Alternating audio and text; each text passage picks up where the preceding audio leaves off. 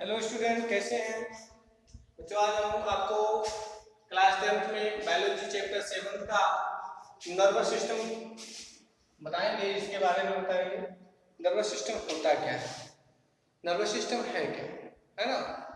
तो इसके बारे में हम चर्चा करते हैं, बात करते हैं कि ये है क्या, है ना। तो सबसे पहले हम देखते हैं कि तंत्रिका तंत्र ऊतक का बना होता है। जो नर्वस सिस्टम होता है वो किसका बना होता है? नर्वस टिश्यू का बना होता है ना। ये तंत्रिका कोशिकाओं या न्यूरॉन का बना होता है। जो तंत्रिका कोशिका या न्यूरॉन का बना होता है। तंत्रिका कोशिका जो होती है, जो तंत्रिका कोशिकाएं हैं वो 1.5 से 2 मीटर तक लंबी होती है। कितना? 1.5 से 2 मीटर तक क्या होती है? लंबी होती है। 2 मीटर तक लंबी होती है। प्रत्येक तंत्रिका कोशिका में 3 भाग होते हैं। कितने भाग होते हैं? 3 भाग होते हैं। कौन कौन से? सबसे पहले क्या होता है? साइटॉन होता है। इसके अंदर का पदार्थ क्या होता है?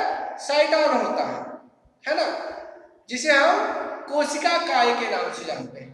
दूसरा जो होता है वो डेंड्राइट्स होते हैं। ये चीज जो होती है दूसरा डेंड्राइट्स होते हैं। और तीसरा इसका जो भाग होता है वो एक्सॉन होता है। ये छेद है ना, एक्सॉन होता है। तो हम साइटॉन की बात करते हैं पहले। ये साइटॉन है क्या? इसके अंदर पाया जाने वाला पदार्थ जो है जिसे हम कोशिका काय कहते हैं वो क्या है? कोशिका काय के मध्य में एक बड़ा सा क्या होता है? केंद्रक होता है। ये जो होता है कोशिका काय के मध्य में एक बड़ा सा केंद्रक होता है जिसके चारों ओर कोशिका द्रव्य भरा होता है। कोशिका द्रव्य पाया जाता है। कोशिका द्रव्य में प्रोटीन की अनेक सूक्ष्म कण होते हैं। क्या होते हैं?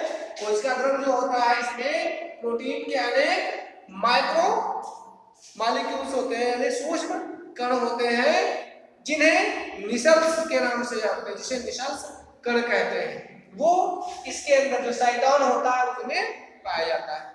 दूसरी बात अगर हम करें, जो डेंड्राइट्स होते हैं और जो डेंड्रान होते हैं, डेंड्रान ये क्षेत्र होता है और डेंड्राइट ये होते हैं। तो डेंड्रान क्या होता है? कोशिका काय से अनेक प्रवर्ध निकले हुए होते हैं। कोशिका काय जो होता है, ये भाग जो कोशिका बॉडी जो है, इससे अनेक प्रवर्ध, जैसे ये सारी चीजें अलग अलग जो है ये निकली हुई है जो है ना। तो कोशिका काय से अनेक प्रवर्ध निकले रहते हैं, जिन्हें हम क्या कहते हैं? डेंड्रान्स कहते हैं, है ना। ये जो मोटा सा भाग होता है वो क्या कहलाता है? डेंड्रान कहलाता है। डेंड्रान, प्रत्येक डेंड्रान से भी पतले प्रवर्ध निकले रहते हैं। डेंड्रान पर, है ना, उससे भी पतले प्रवर्ध निकले हुए होते हैं, जिन्हें ध्रुमिका कहते हैं या डेंड्राइट्स कहते हैं। ये अन्य तंत्रिका कोशिकाओं के डेंड्राइट से स्नेप करती है। स्नेप मतलब होता है जुड़ती है, और जुड़ करके जो मैसेज होता है, जो सूचनाएं होती है, जो उद्दीपन होते हैं, उसको एक दूसरे से क्या करते हैं? ट्रांसफर करते हैं, एक्सचेंज करते हैं। वहीं अगर हम एक्सॉन की बात करें, किसकी बात करें? एक्सॉन की बात करें तो एक्सॉन जो होता है कोशिका काय से निकले अनेक प्रवर्धों में से एक होता है, जो एक लंबा सा होता है।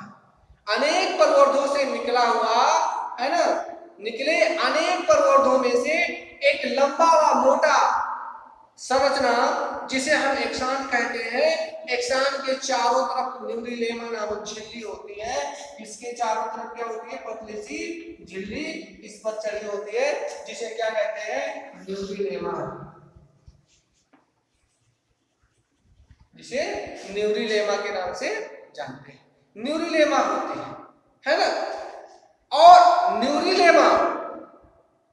न्यूरिलेमा और एक्सॉन के बीच वसा का बना हुआ आच्छाद होता है। वसा का बना हुआ छोटा छोटा टुकड़ा, है ना, होता है, जो जिसे हम क्या कहते हैं? माइलिन शीथ के नाम से जानते हैं, है ना। एक्सॉन व न्यूरिलेमा के बीच में वसा का एक मोटा सा आच्छाद होता है, जिसे हम माइलिन शीथ कहते हैं। ये थोड़ी थोड़ी दूर पर टूटा हुआ रहता है ना। माइलिन स्विच जो है थोड़ी थोड़ी दूर पर क्या होता है, टूटा हुआ होता है। टूटे हुए इन स्थानों को रेनवियर नोड के नाम से जाना जाता है। ये टूटा हुआ जो स्थान है उसको क्या कहते हैं, रेनवियर नोड के नाम से जानते हैं। एक्सान कभी कभी पार्श्व शाखा, एक्सान जो होती है उसमें कभी कभी पार्श्व जो है शाखाएं पाई जाती है, जिन्हें कोलेटरल तंतु या कोलेटरल फाइबर के नाम से जानते हैं। इसे क्या कहते हैं, कोलेटरल फाइबर कहते हैं।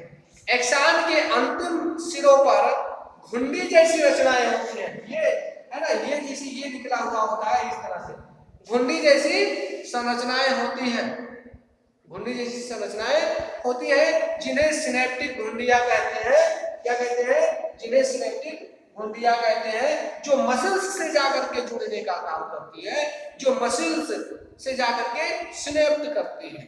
ये घुंडियां एक दूसरी तंत्रिका कोशिका के डेंड्राइट के साथ संबंध स्थापित करके सिनेप्स बनाती हैं, और इन्हीं के द्वारा क्या होता है, संवेदनाएं एक जो होती है, संवेदनाएं एक तंत्रिका कोशिका से दूसरी तंत्रिका कोशिका में जाती है ना।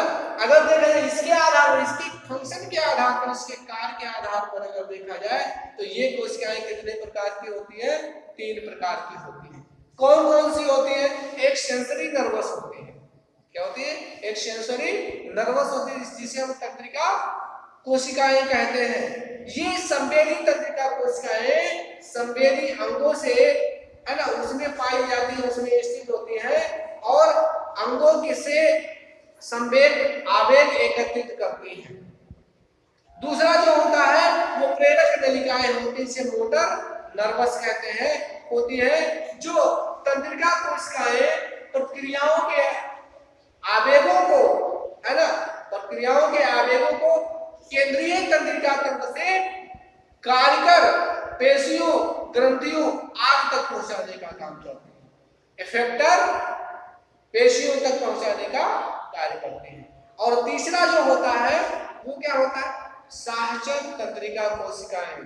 क्या होता है, सहचर तंत्रिका कोशिकाएं, एसोसिएशन नर्वस, एसोसिएशन नर्वस या, है ना, इंटर नर्वस। ये जो होती है, जो एसोसिएशन नर्वस होता है, वो संवेदी और चालक तंत्रिका कोशिकाओं के बीच में समन्वय स्थापित करने का काम करती है। क्या करते हैं, समन्वय स्थापित करने का काम करती है। इसमें कई भाग होते हैं। ये भाग इसका क्या होता है, मस्तिष्क होता है। ये क्या होता है, मस्तिष्क होता है। ये रीजन जो होता है वो ग्रीवा कोशिकाएं होती है। क्या होती है, ग्रीवा कोशिकाएं होती है। और यहाँ से यहाँ तक का जो भाग होता है वो वच्छीय कोशिकाएं होती है ना, वच्छीय कोशिकाएं होती है। और यहाँ से यहाँ तक का क्षेत्र होता है वो लंब तंत्रिकाएं होती है ना, ये लंब तंत्रिकाएं होती है। और यहाँ से लास्ट सिरे तक जो सेक्रल तंत्रिकाएं होती हैं वो पाई जाती है।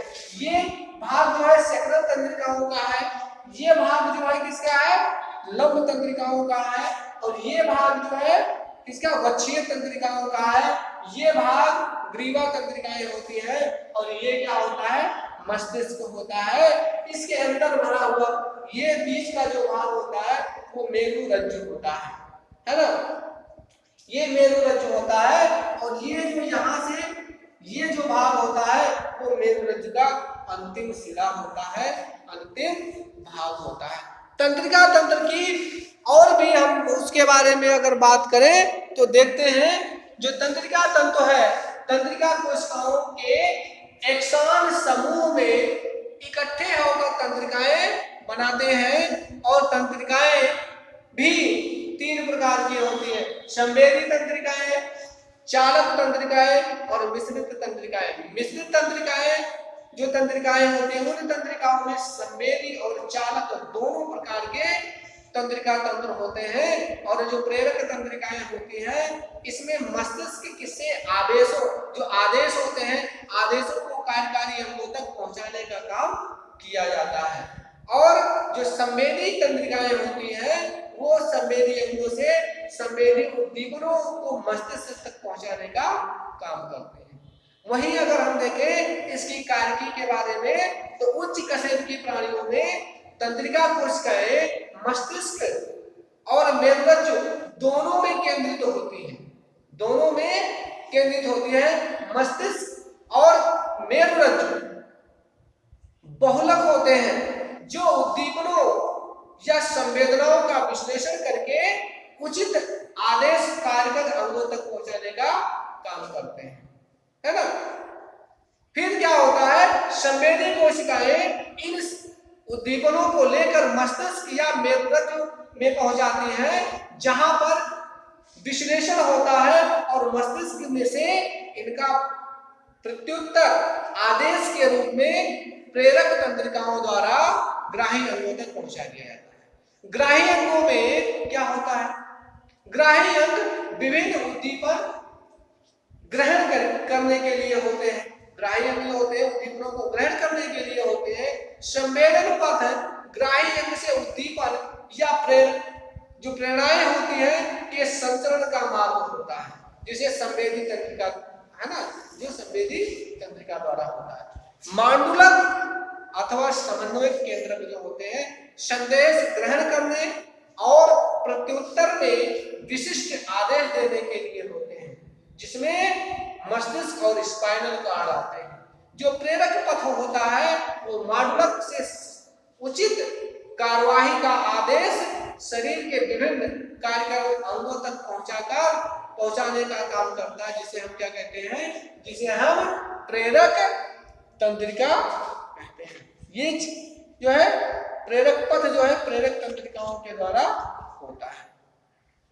वहीं अगर हम इसके और भाग के बारे में देखते हैं तो इसमें बहुत सारी चीजें हमको सीखने को मिलती हैं। जैसे क्या होता है, मस्तिष्क या स्पाइनल कॉर्ड जो होता है, मानते हैं ये क्या है, ये मस्तिष्क है ना, क्या है, मस्तिष्क या स्पाइनल कॉर्ड होता है। इसके बाद में हम क्या देखते हैं, ग्राही अंग होते हैं। ग्राही अंगों से क्या क्या है, जो उद्दीपन होते हैं वो मस्तिष्क या स्पाइनल कॉर्ड के पास में आते हैं। ये जो भाग होता है वो सेंट्रल नर्वस सिस्टम होता है।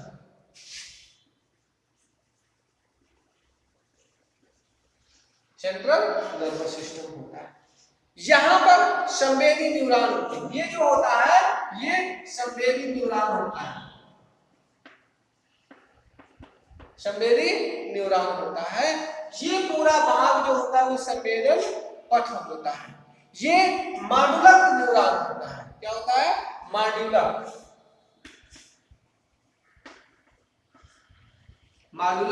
न्यूरॉन होता है ना। वहीं अगर हम देखें जो कार्यकारी अंग होते हैं ये इधर से ग्राही अंगों के द्वारा ग्रहण करके मस्तिष्क के पास ले जाते हैं और यहां से मस्तिष्क से जो कार्यकारी अंग होते हैं उसके पास में भेज दिए जाते हैं, है ना। ये तंत्रिका होती है। क्या होती है, ये तंत्रिका होती है। यहां पर वाहक न्यूरॉन है, वाहक न्यूरॉन और प्रेरक पथ दोनों होते हैं। वाहक न्यूरॉन और इधर प्रेरक पथ होता है ना। तो ये चीज है आपके लिए नर्वस सिस्टम। इसको अब आप तैयार करें। Thank you.